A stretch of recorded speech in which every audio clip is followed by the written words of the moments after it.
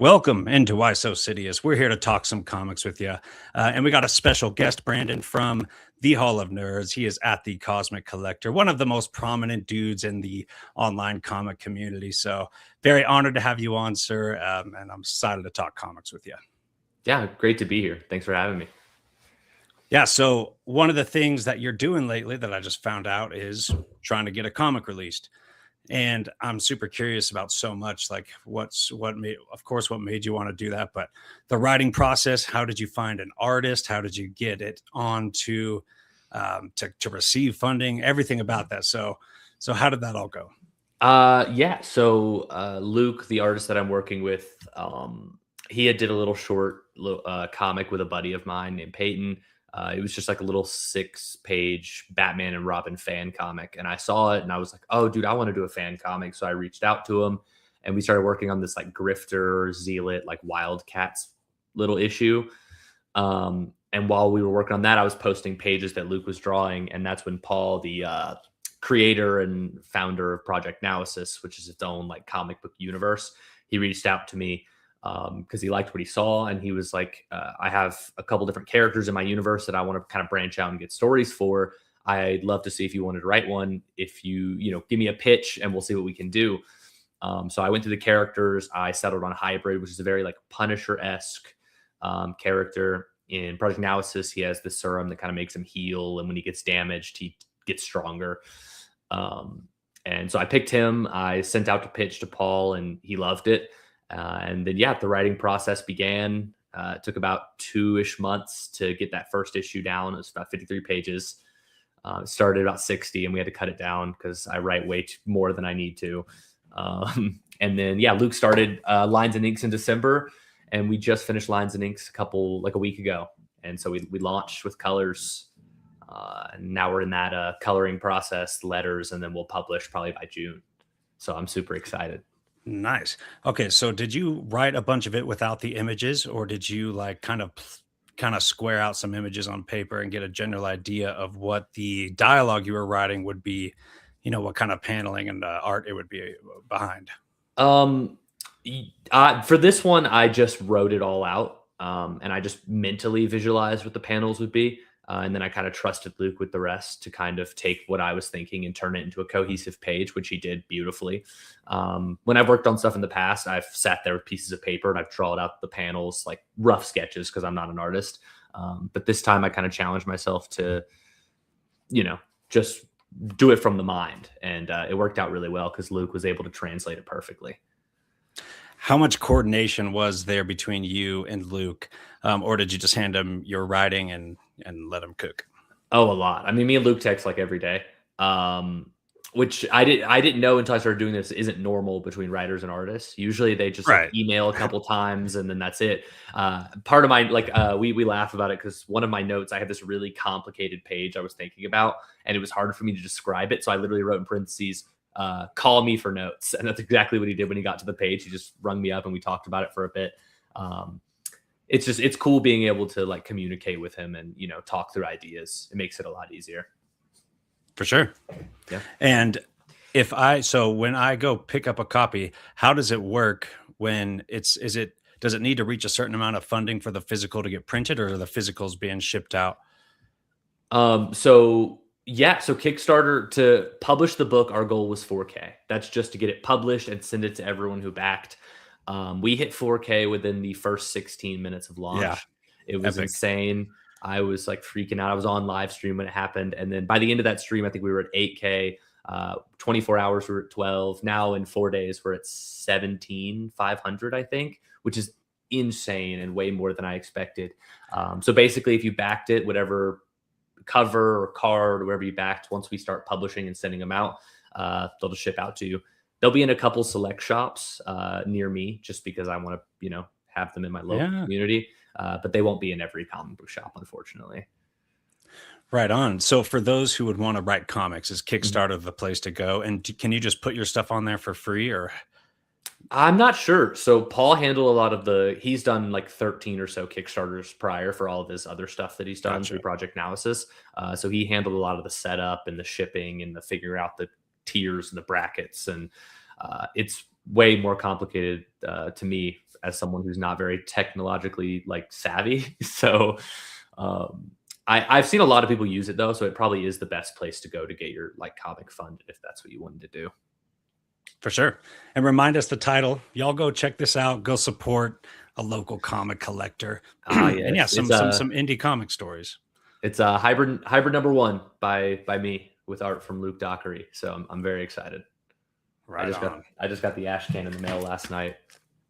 It's so cool. Yes, dude, Yeah. let's go. It's just the first 20 pages, uncolored, unlettered, but it's amazing. So cool. Yeah. Do you know how hard it would be to try to write a comic for Marvel or DC? I don't know. I hope one day to find out though. Right. I'd love to give it a shot. And sorry, one last question. Do you have a background in writing? Yes and no. I went to college for film. And when I was in film school, a lot of people were like wanted to do the acting or the sets or the camera or the directing. I just spent all my time writing scripts. That was all I did. Cool. Yeah. I've been a writer since I was younger, and I just love writing. So transitioning from film writing to comic writing was definitely a weird switch because it's completely different formats. But I feel like it helps that I read a lot of comic books. Of course. Yeah, so I kind of know the ins and outs. Right. And because like when I first started reading it, I'm like, how are they going to make it? Like, I didn't understand the difference between the inner dialogue, and the outer dialogue that they're actually speaking in the moment. And that kind of opens the door for more storytelling. So it's not just pictures and letters. And they do a way better job at that than I expected before I started reading comics. So reading comics, you can get an idea of that kind of stuff, inner monologue, or inner dialogue, and talking to people, all that stuff. And for me, my problem was like I said before, writing too much. It was supposed to be like 20 to 30 pages for a normal issue. The first draft I sent through was like 60. But Paul was like, we have to get it down. So we ended up getting it down to about 53 pages. So it's a pretty thick book. So a lot of story in there, a lot of action. Then you could just release your Snyder cuts after the full.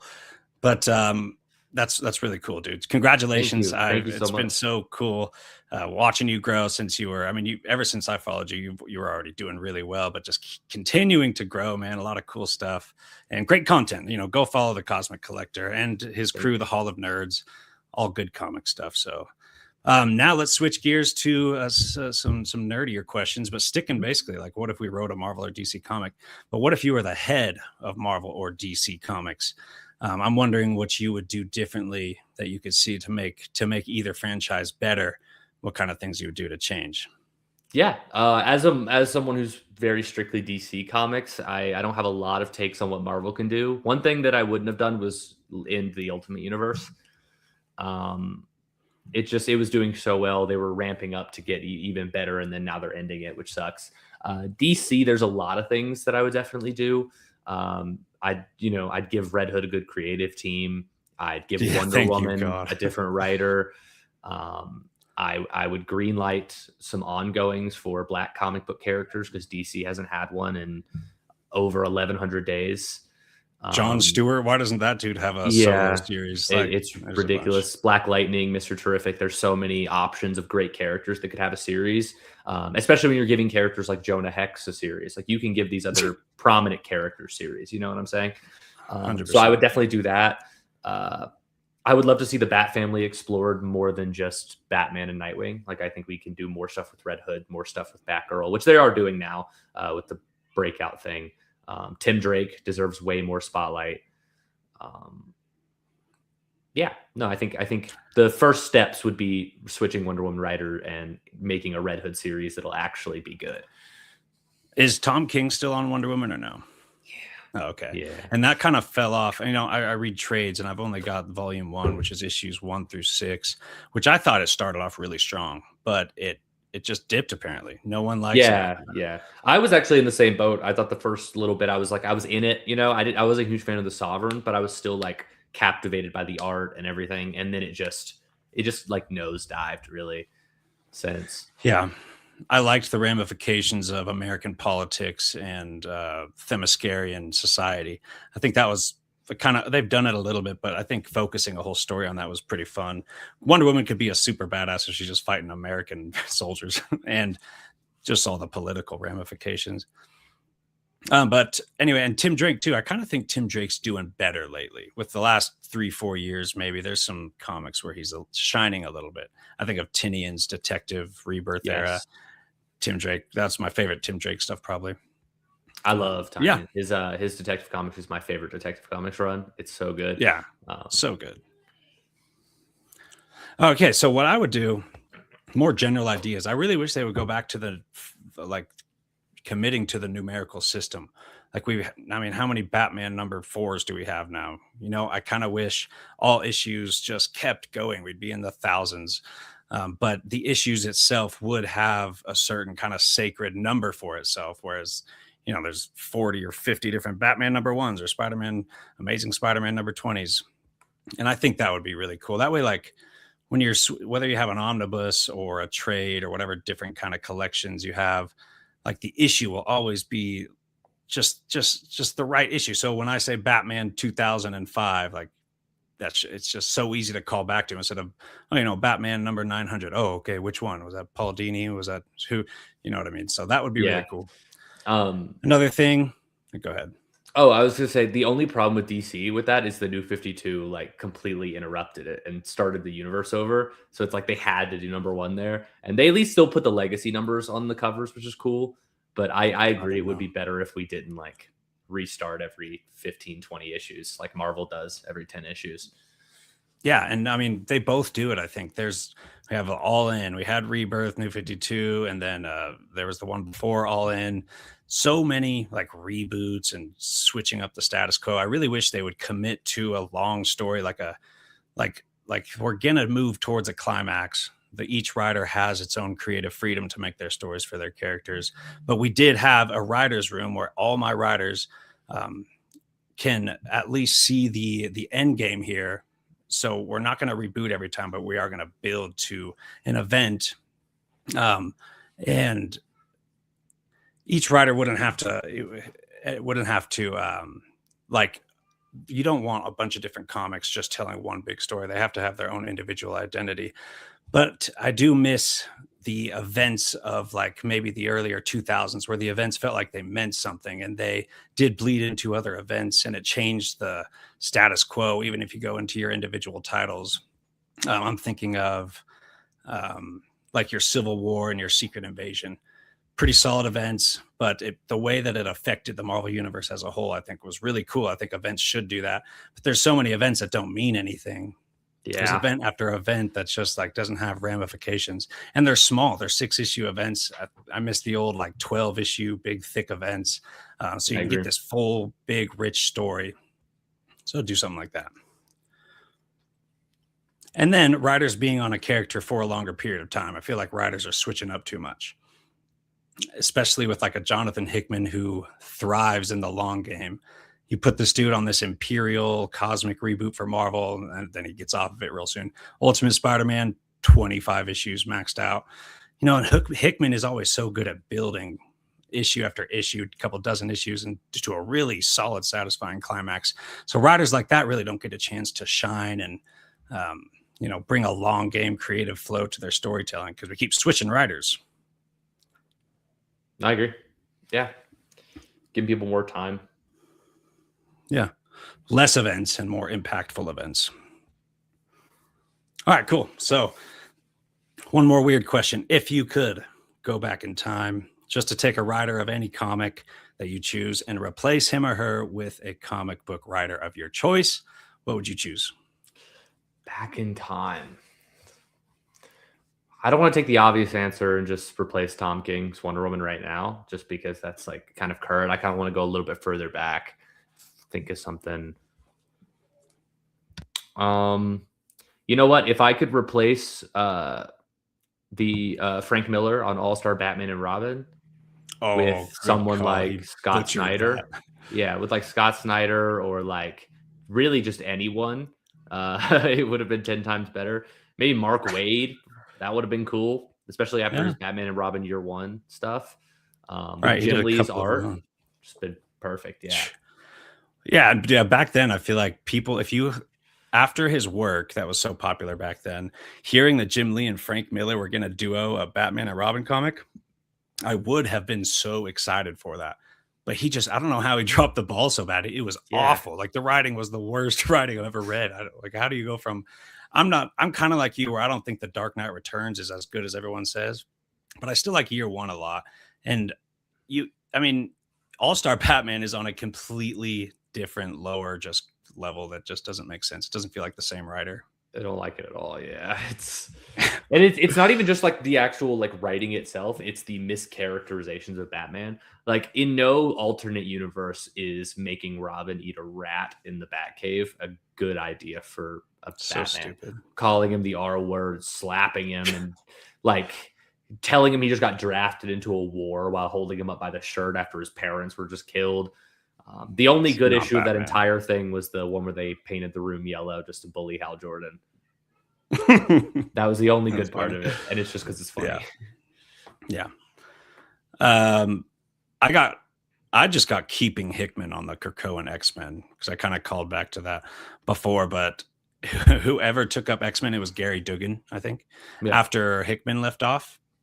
Just give it back to Hickman. I really, really wish he saw the Krakoan age to its completion.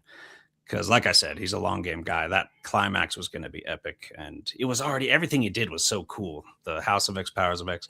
You probably don't read a lot of this stuff because only Mhm. DC.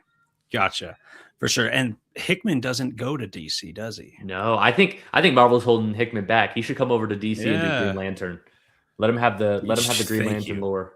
Except I Yeah. love what Jeremy Adams is doing with the Green Lanterns. I just think Hickman would be like Jeff Johns level of Green Lantern story Yes. building without going as like weird and different like Grant Morrison did, which was a little bit too much Right. for me. Right. So that's what I would do. The other one I got is I would like to see Tom Taylor do that whole Dark Knight's Metal Saga instead of Scott Snyder. Oh, And I still interesting. enjoy that era, but it was it lacked cohesion, or I should say there was like nuggets of gold, but it was too spread out amongst different titles, like in different reading orders. And Scott Snyder made it really weird. Like it got too weird sometimes. There's just like too I loved much it. weirdness. I love Scott Snyder's just like, let's make everything super cool. And I was like, all right, I'm with you. Just I'm with you, Snyder. purely Let's do it. metal. Yeah. Let's Especially death metal though, when like yeah. the Batman who laughs turns into some cosmic figure. Because like I think if it was Tom Taylor who oversaw that, did a lot of the writing, I think the Batman who laughs would have such a higher legendary status as a comic villain. I think because it was a little messy, he didn't get what he deserved. Because he's a great villain. That's a really cool idea for a villain and that whole saga.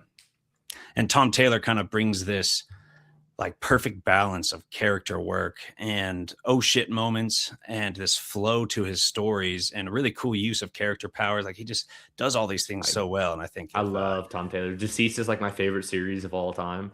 Same. Yeah, Deceased Love is amazing. Deceased. If I hear Tom Taylor's on anything, I'm picking it up. Yeah. Have you ever read Tom Taylor books that you didn't love? I don't think so. I loved his Nightwing, his Dark Knights of Steel. He did recent Children of the Round Table. His detective comics has been decent. It hasn't been like mind blowing, but it hasn't been bad. Good enough. And I'm glad they brought Shannon back on art for that. I think that's a solid duo. Mm-hmm. I agree. Some of his drawing in Rebirths was some of my favorite Batman drawings. Anyway, yeah, though that's pretty fun there. So that's what we would do. All right, let's get into the Ultimates. Well, I guess we're just doing absolutes. You don't read the Ultimates much, do you? No, I've read all the Ultimate Universe. Oh, cool. Yeah, that's the only Marvel that I really read is all the Ultimate Universe. I'm fully caught up. Gotcha. And I don't care about spoilers. You're going to be way ahead of me because you read singles, but you could spill it all to me. However, it's coming out in singles now. I could still enjoy stories when I get it spoiled. Like half the time, I like the book or the movie the second time around the most anyway. Like I really don't care. Okay. But so I'm basically caught up to what trades have come out. Ultimates Volume 1, 2, Ultimate Wolverine 1, Spider-Man up to Volume 4 or something like that. There's one more volume of that left. So I'm really curious what you think of how it's ending. How many issues are there left? It's over. Ultimate It ended Spider-Man? with 24. It's ended. Yeah. Was it a satisfying conclusion? Yes, it was. I would say that last volume that you haven't read yet, that like last little arc has been it's been really kind of slow since the Craven arc. It's been really Yeah. slow and steady and just that last 24th issue, one of the best issues that came out that month. Like it was Nice. just phenomenal ending. The writing by Hickman, the like final scenes by Kaketo. He takes the whole "with great power comes great responsibility" line and just flips it on its head in the best way possible. It's phenomenal writing in that last issue. That's awesome. That's awesome. And sad to see it end. They're not even continuing the title, right? It's not like a new writer's coming on. Ultimate Universe is done. I don't know why. Well, Endgame is happening, right? That's going to cap it off, or has that already happened? It's 2 issues, and I think there's 4 total. How are we liking that? It's okay. The first issue was good, which sucks because it's Dennis Camp, and I love Dennis Camp, and he's never written anything bad. And you could tell a lot of Endgame is editorial, which really sucks because it's really hindering his ability to write. Yeah. Especially with the Ultimates, which has had a good issue literally every single issue. The Ultimates has not slowed down at all. It's been perfect. But Ultimate Endgame is just that second issue. Damn. I didn't hate it, but it was just very like meh. And okay. It feels like they're rushing the end of this universe just to do it, and that kind of sucks. That does suck. I thought Hickman was coming off of Spider-Man so he could write Ultimate Endgame. That's what I thought too. Since he started the universe, I thought maybe he'd be finishing it. Right. But no, I think even if it was Hickman, I don't think it would be any better just because you could tell it's not Dennis Camp that's making it kind of whack. It's Marvel editorial. It's like one of the worst things in the modern age is editorial and freaking notes, hampering creative flow, organic creative flow. That just sucks because I feel like Marvel and DC both let their writers cook for much longer back in the day, a couple decades ago. I think that's where the Absolute Universe excels over the Ultimate Universe is you can tell that there's a lot of creative freedom within the teams that are working on their books. Like yes, Dennis totally Camp has full creative freedom over Martian Manhunter. Lemire is doing his own thing with Flash. Ewing's doing his own thing with Green Lantern. It all feels like they're allowed whatever they want to do in it. And then when they're time to cross over, they kind of just collaborate instead of forcing it, which I think is really cool. You could totally tell the difference. Yeah. The Absolute books all feel like so much their own story. Like the writers were totally able to cook and like taking crazy swings, like doing some crazy stuff. Yeah. Like really like gnarly stuff sometimes too. Like some of the Batman stuff, some of that body horror is so grotesque and like just absolutely wild. Before we get into DC though, so with Ultimates, Spider-Man's probably the best title out of all of them, right? Maybe Ultimates. The Ultimates for sure, because Spider-Man had that bit where it was just really really slow. True. And they took Kaketo off and everything. Ultimates has been great all the way through. I'm a big fan of Ultimate Wolverine. A lot of people don't like it. Okay. I personally think it's really good. I don't really like Ultimate X-Men. It's just not my vibe. I've read it all. It's good story-wise. It's just really hard to follow for me. And then Ultimate Black Panther was one of those books that was like, it had a really good story. It was just taking too long to get to it. Like it felt like every issue needed like 3 or 4 more pages. And we finally reached this climax and then the series ended. And it's like why couldn't we have done this like 6 issues prior so we could get more story? Yeah, I didn't hear much good about the X-Men, so I never actually picked up the Ultimate X-Men or Ultimate Black Panther. So I don't know if you've read that and you like that, but I heard mixed reviews on that one. On which one? Black Panther. Oh, that's the one I was just talking about. Oh, I thought you were talking about X-Men. Oh, no, X-Men was just the one where I was just like, meh. Black Panther was really good. It just felt like it was short, like every issue. Like it needed more to it. Okay. You still recommend picking it up, though? Yeah, no, it's really, really good. I honestly think it better in trade probably because you'll be able to read the whole story without waiting a month for just another short little piece of the puzzle. Gotcha. That's why I like trades. I've tried to almost get into singles, but then I don't like it as much. I'm like, I'm really into trades, but then you just have to wait to be a part of the conversation. So that sucks, but not that much because there's plenty of trades to catch up on for the last 30, 40 years anyway. So Ultimate's your favorite, Spider-Man and then Wolverine top 3 for sure. Yeah. That sounds about right for the Ultimates. Absolute Universe. I'm curious because there is a lot of differing opinions on this one, like which one's the best, and that's great because they're all really good. I have not read the Flash. I have not read the Green Lantern, but I read everything else that's come out in trade. So, is Absolute Batman your favorite, or is one of the other characters? I mean, it sucks because like when I say I'm biased, I love Absolute Batman because I'm a huge Batman fan, and you just took everything cool about Batman and then just made it even more epic. You added like super insane villains and these like the axe on the chest and the the batarang gun, and there's just so much cool stuff in Absolute Batman, and it's just amazing storytelling. And then you go over to Wonder Woman, which has just beautiful art, amazing storytelling, and it coming off of main continuity Wonder Woman, it's such a refreshing take. Like it feels more like Wonder Woman than her main continuity It counterpart, does. It which totally really should not be the case, but it is because Kelly Thompson's phenomenal. And then you get to like Superman, which is just this like that one's like crazy. There's like it's complete different telling of Superman and his villains. Martian Manhunter's this social commentary with some of the most beautiful, trippy like arts and colors you've ever seen in your life. Flash is this story of anxiety and acceptance and family. And then you have Green Lantern, which is like another kind of like cosmic body horror, like religion. Like it's so the lore in Absolute Green Lantern just builds every issue. Every single series is phenomenal. But if I had to rank them, it would probably go Batman, Wonder Woman, Martian Manhunter, Superman, Green Lantern, Flash. Okay. Yeah. That's why I haven't read Green Lantern and Flash. They're always the bottom two. Yeah, but they're the bottom two because you're being compared to 10 out of 10. Oh, great stuff. They're both like 8. They're like, I'd say Green Lantern's like an 8.5 out of 10. Flash is like a 7.5 out of 10. Fair enough. So I need to pick up those two. Yeah. I listen to opinions too much, man. That's why the online's bad for you. I'm like, this doesn't have like these astounding. Everyone's not on board with this, like Batman, Wonder Woman, even Superman. Though I felt like that had some mixed reception as well, and that I think I like that one more than the Batman one. Superman's really good. Yeah, no, I like Superman. Batman is shining because there's like, a lot of shock value. I'd say most shock value for Batman, like body horror, violent action. Wonder Woman, the strength there is kind of a balance of everything. There's plenty of shock value, but it feels so naturally like a Wonder Woman comic.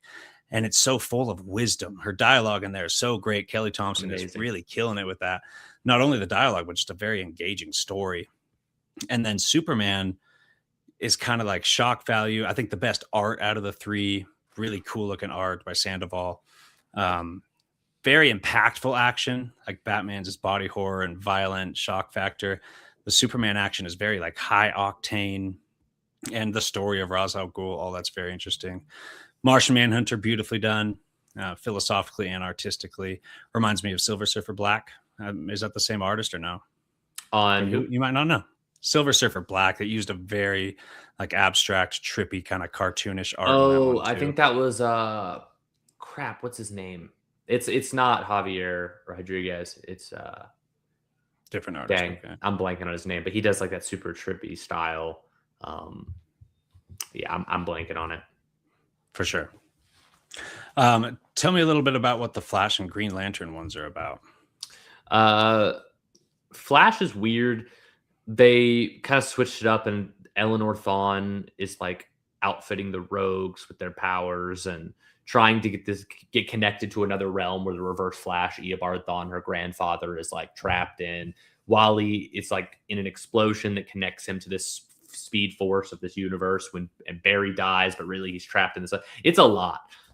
It's weird because it definitely has the worst pacing of all of the series for which is crazy for a Flash book. It's so slow, but it does have its good moments. So I would definitely catch up on it. Green Lantern though is a better slow burn. Like the Flash, it feels slow for no reason. Green Lantern feels slow on purpose. Like you're slowly unraveling this mystery of, how the lanterns work in this universe, and each one's connected to like a different level of enlightenment depending on the color that you are. Like whether you're red, that one's like red is like yellow is like full knowledge, green is like the ability to, it has something to do with will as well. There's a lot of really cool like aspects to it. It's hard to explain. Al Ewing definitely explains it better. But there's a lot of cool action. It's very anime-esque, I would say. Like it has like that over the top like manga style. Oh, okay. Yeah, it's pretty good. Yeah. I kind of see comics going towards a kind of anime action direction. I feel like there's a lot more power blasts meeting each other in the middle and stuff, and because anime is getting more and more popular, so of course some of that style will bleed into comics, and rightfully so. That you can easily bleed a lot of that style into comics and it worked just fine. Okay, so I would probably have Wonder Woman at top, Superman next, especially after finishing Volume 2. That got really hot and heavy when Ra's al Ghul full on attacks Kansas. Thought that was pretty epic. Then Batman right below that, and then Martian Manhunter. And we'll see about the rest.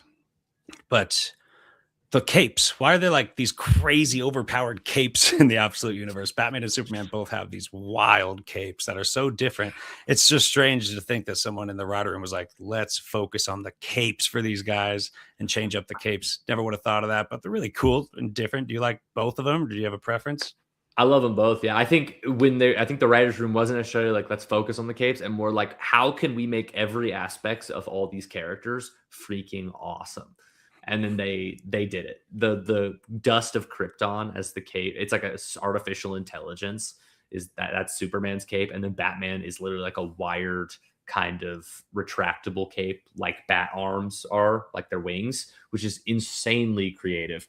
And then having cool. Wonder Woman have the really missing arm and that kind of like play off the magic aspect, and it's so cool. And how she's actually using magic like a Zatanna character. You know, Wonder Woman in the Prime DC doesn't like use magic. She's attached to magic, and she kind of does a little Justice League dark stuff sometimes, sure. But like magic, and she doesn't actively like cast spells. Language. Yeah. Right. Absolute Woman's out here like literally casting spells like every issue, which is so cool. It is really cool. Then she's got the giant sword, the bone Pegasus. Like, You didn't happen to play Elden Ring, did you? I did not. Oh, okay. Yeah, me neither. I would never play that game. I've heard it's good. I just haven't gotten around to it. It's a great game. Probably my favorite game ever. But I think there's a lot of Elden Ring styles, not purposefully, but Elden Ring style kind of bleeding in there with these crazy villains just bought, like Bane turning into just a glob of death, giant swords, stuff like that. Yeah.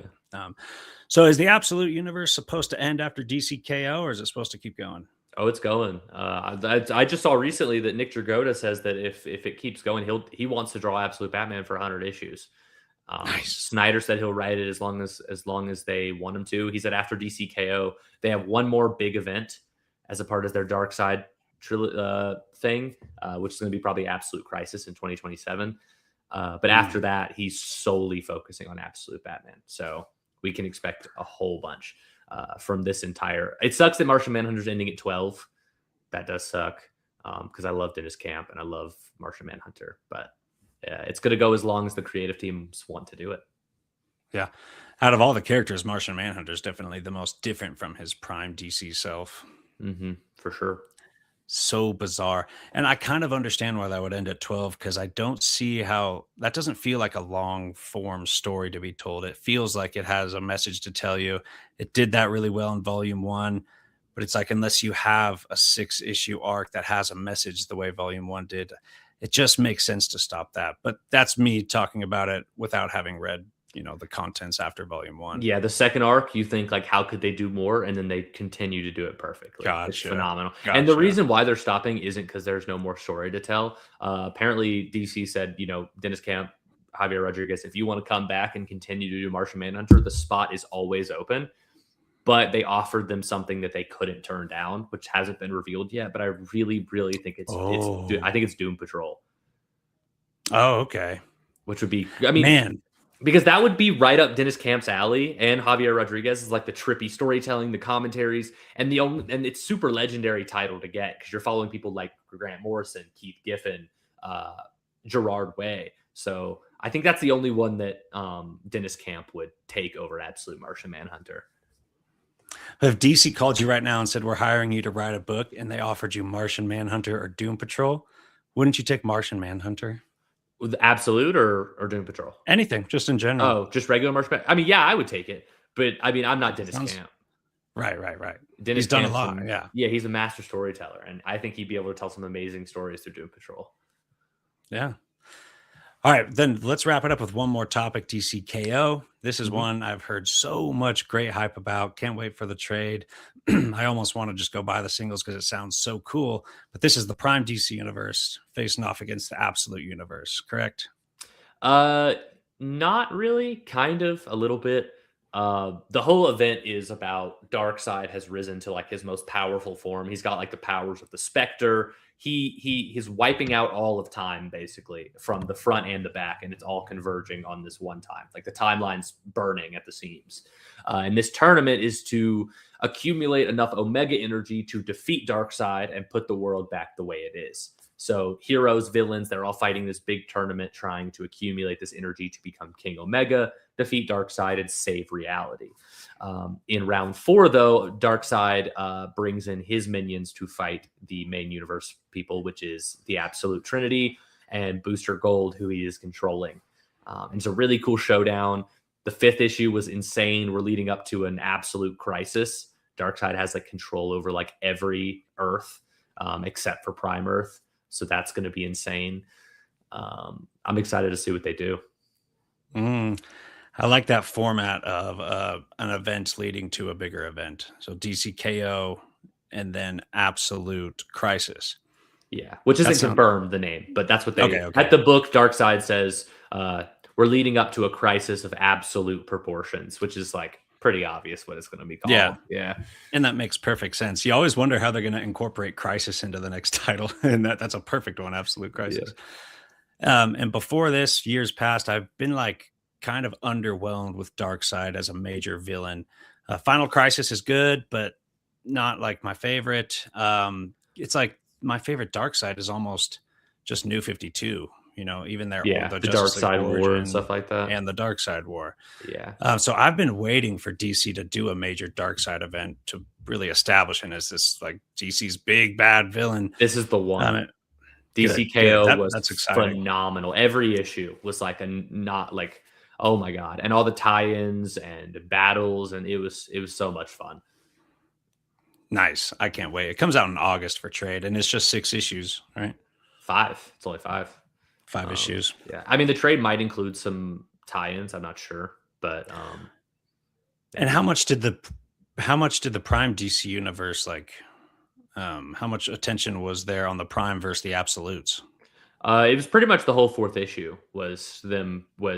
it was the final 4. It was Superman, Batman, or Superman, Joker, Wonder Woman, and Lex Luthor. But then Joker got eliminated, and it was Batman. Batman came back, and it was those 4 against Absolute Batman, Absolute Superman, Absolute Wonder Woman, and Booster Gold. But he's being controlled by Darkseid, so it's really Darkseid in Booster Gold's body.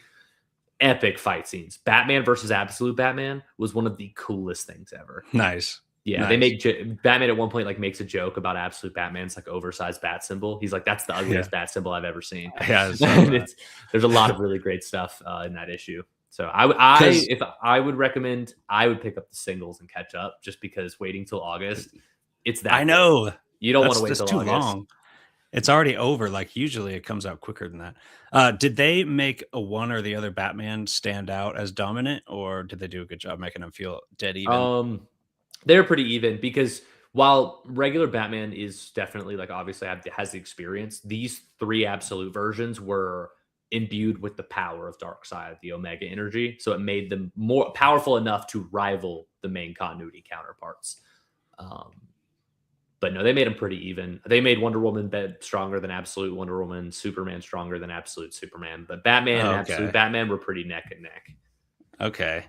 And do you think Prime Universe and Absolute Universe will have to team up to beat Darkseid, or will it be a little more complex than that? I have no idea. I mean, at this point, I'm led to believe that the Absolute Universe is under the control of Darkseid, but I would love to see the Absolute Universe team up with Prime Earth against Darkseid and the other Earths, but I guess we'll have to see. We did get a little team up moment in it before Darkseid literally killed all of them.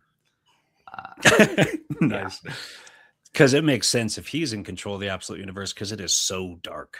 DC's always said to be dark, but the Absolute one is like it's like Mm-hmm. it's I like mean, it's built gnarly off of Omega energy. It's all Dark Side's energy that it's built off of. for sure. Yeah, you do see that theme playing out through a lot of those titles. Right on. Well, hey, that wraps it up. Unless you got anything else. Sweet. Oh yeah, no, I'm Right good. on. Yeah, it was a great episode. Thanks. Thank you so much for coming on, dude. I can't wait to see how that comic does. And again, this is at The Cosmic Collector on YouTube, Instagram, TikTok, anything else. Twitch. I'm also on Twitch if you want to watch me game. Nice. What are you gaming recently? I just downloaded the new WWE game because I've been seeing everyone playing it, and I was like, I got to give it a go. It's pretty fun. It's what I was playing before I hopped on. Did you like WWE as a kid? Oh yeah, I was huge wrestling. I'm not as much into it Yeah. anymore, but the games are still pretty fun.